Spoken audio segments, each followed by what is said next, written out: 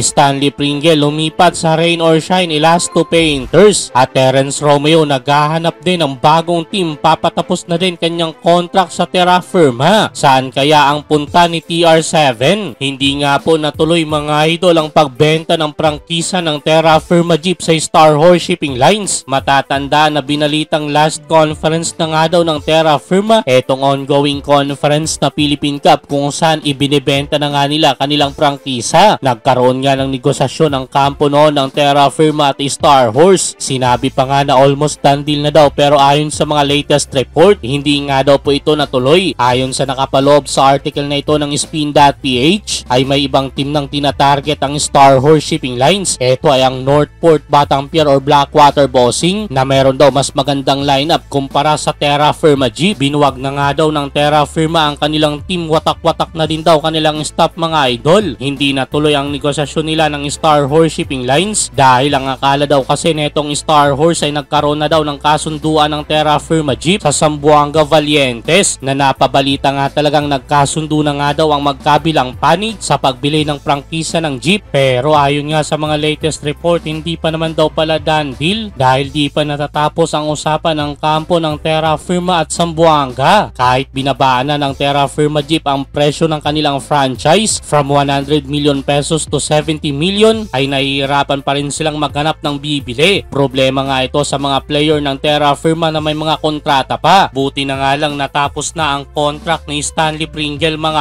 idol. Unrestricted free agent na nga po siya, ibig sabihin ay malaya siyang pumili ng team kung saan niya gusto at ang pinili niya nga ay ang Rain or Shine Elasto Painters nila Coach Yeng Giao. Kasama nga si Stanley mga idol kay Christian Stanhardinger sa pag-trade ng Barangay Ginebra papuntang Terra Firma Jeep kapalitan nila Isaac Go at Stephen Holt. Ayon sa report, 2-year deal ang pinirmahan ng veteran point guard sa Ross. Ayon kay Coach Yeng, hindi nila in-expect na mapupunta sa kanila si Stanley Pringle. Sinabi ni Coach Yeng Giao na ang kampo nila Pringle ang lumapit sa Rain or Shine. Nga niya, major upgrade daw ito sa kanilang team. Nag-a-average si Stan naman mga idol netong Philippine Cup ng 13.2 points, 3.8 rebounds at 2.9 assists per game. Siguradong makakatulong ang pagiging veterano ni Stanley mga idol sa mga batang player ng Ross. Nakakatatlong sunod na semis na sila. Sa pagdating ni Stanley Pringle, sana makadiretso na sila sa finals and hopefully may champion na muli ang Rain or Shine. Legit big man na lang talaga ang kulang sa kanilang team. Ayon naman kay Sir Homer Sison, sasahaw daw ng 420,000 kada buwan sa Elasto Painters si Stanley Pringle. Maliban kay Stanley mga idol, malapit na ding maging unrestricted free agent si Terrence Romeo. Netong month of August na matatapos ang kontrata niya sa Terra Firma Jeep. Malamang maghahanap din ito ng bagong team sa PBA. Sa tingin nyo mga idol, saan kaya nababagay si TR7? Mawawala na nga ang Terra Firma Jeep mga idol pero sinisigurado daw ni Commissioner Willie Marshall na magkakaroon pa rin daw ng 12 teams sa susunod na season ng PBA.